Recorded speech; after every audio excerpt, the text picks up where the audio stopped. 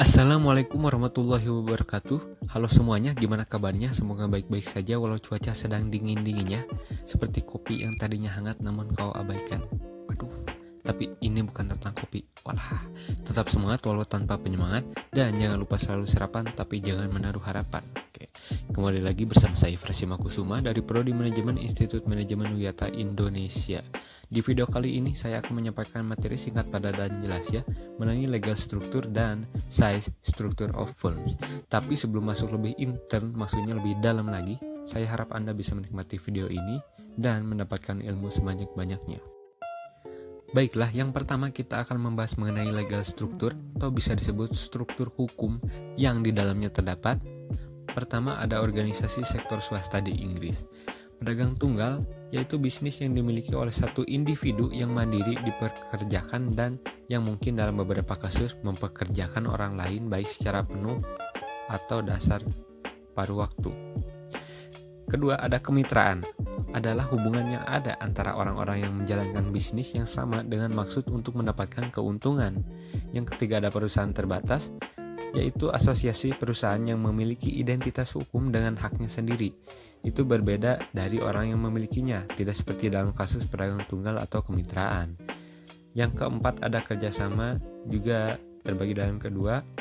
Koperasi konsumen adalah organisasi swasembada yang berakar pada sentimen anti-kapitalis yang muncul di Inggris pertengahan abad ke-19 dan yang memberi bangkit menjadi gerakan koperasi konsumen yang dikasihkan untuk penyediaan barang murah, murni makanan untuk para anggotanya dan bagian dari keuntungannya. Dan yang keduanya, koperasi pekerja adalah suatu usaha yang di dalamnya terdapat kepemilikan dan kendali aset ada di tangan orang yang bekerja di dalamnya setelah setuju mendirikan perusahaan dan berbagi risiko untuk saling menguntungkan. Selanjutnya ada social enterprise atau perusahaan sosial. Beberapa bisnis mungkin didirikan dengan maksud khusus untuk membantu orang atau komunitas. Ini biasanya disebut sebagai perusahaan sosial dan dapat mengambil berbagai bentuk hukum. Lalu ada organisasi bisnis sektor publik di Inggris. Kerjasama publik, contohnya perusahaan publik, adalah badan hukum, didirikan oleh undang-undang parlemen khusus dan seperti perusahaan, mereka memiliki identitas hukum yang terpisah dari individu yang memiliki dan menjalankannya. Juga perusahaan kota, contohnya yang baik dari perusahaan kota adalah bandar udara yang dikendalikan oleh otoritas lokal yang biasanya menjadi tanggung jawab sejumlah otoritas lokal yang beroperasi melalui dewan bersama yang memiliki kepentingan dewan distrik yang berpartisipasi, misalnya Bandara Internasional Manchester.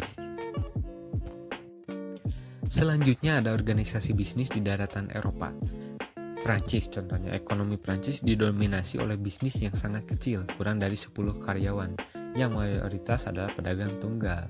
Jerman, perusahaan terbatas swasta, Gesellschaft mit Beschränkter Haftung, GmbH yang mendominasi dan merupakan bentuk yang dipilih oleh sebagian besar orang asing. Di Denmark, seperti Prancis, adalah negara yang perekonomiannya didominasi oleh banyak diantaranya adalah pedagang tunggal. Portugal, sekilas tentang organisasi bisnis Portugis, mengungkapkan berbagai struktur hukum yang mencakup pedagang tunggal, usaha patungan, kelompok pelengkap, perusahaan tidak terbatas, kemitraan terbatas, dan perusahaan terbatas publik dan swasta. Lalu ada sektor publik di daratan Eropa. 1. Organisasi bisnis sektor publik dapat ditemukan di semua negara dan selalu ada karena keputusan negara untuk mendirikan organisasi tertentu di bawah kepemilikan dan kendali negara atau untuk menasionalisasi bisnis swasta yang ada. 2. Di beberapa negara misalnya Prancis, Yunani, dan Portugal, negara secara tradisional memainkan peran penting dalam bisnis dan masih menguasai beberapa sektor utama ekonomi. Ketiga, keterlibatan negara dalam bisnis seringkali mencakup kepemilikan saham yang signifikan di sejumlah perusahaan besar, tidak hanya oleh pemerintah nasional, tapi juga oleh pemerintah regional dan atau lokal, misalnya di Jerman. Yang keempat, intervensi negara sering terjadi pada organisasi atau industri yang dianggap bermasalah, misalnya di Yunani. Dan kelima, privatisasi perusahaan milik negara telah terjadi di seluruh Eropa dan di belahan dunia lainnya. Di bekas Jerman Timur, sebagian besar perusahaan milik negara telah dialihkan ke pemilikan swasta dengan mengubahnya pada awalnya menjadi perwalian yang menjadi sarana privatisasi dan atau usaha patungan.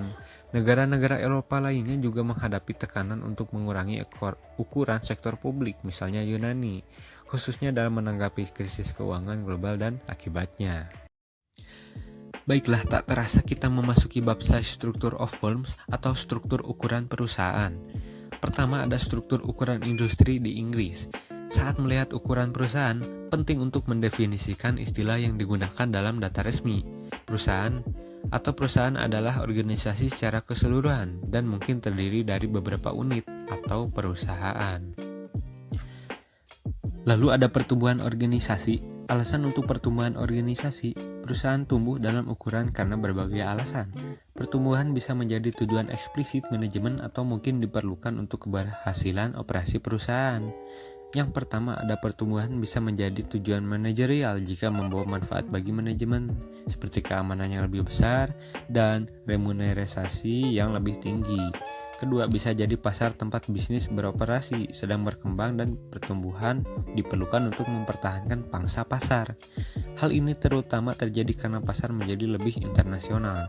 Ketiga, pertumbuhan memungkinkan organisasi untuk menuai keuntungan dari skala ekonomi. Yang keempat, pertumbuhan memungkinkan perusahaan untuk melakukan diversifikasi ke pasar lain, yang berarti bahwa risiko dapat menyebar lebih jauh. Yang kelima, industri yang padat modal akan perlu terdiri dari perusahaan-perusahaan besar. Yang keenam, di bidang perkembangan produk, penelitian dan pengembangan yang diperlukan dapat dilakukan oleh perusahaan besar saja. Dan terakhir, pertumbuhan dapat dikejar sebagai strategi defensif sebagai reaksi terhadap aktivitas pesaing. Lalu apa saja metode pertumbuhannya? Perusahaan tumbuh dalam ukuran internal sebagai bagian dari operasi bisnis normal atau eksternal melalui pengambil alihan dan merger. Pertumbuhan batin. Pertama, pertumbuhan adalah proses alami bagi banyak perusahaan yang memulai dari kecil, menangkap segmen pasar, dan kemudian terus berkembang baik dengan memproduksi lebih banyak barang yang sama atau dengan memperluas lini produk mereka.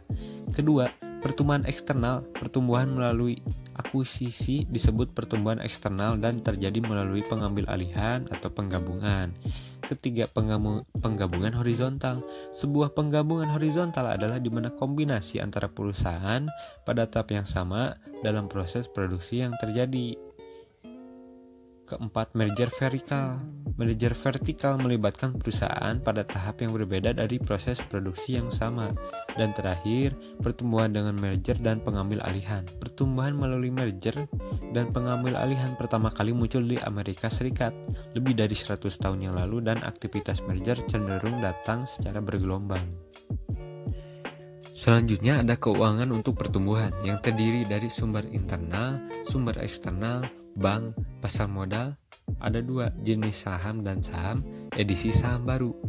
Lalu ada pasar uang, pemerintah dan lembaga lainnya, sumber lain, batas pertumbuhan, aktivitas merger di Inggris, aktivitas merger global.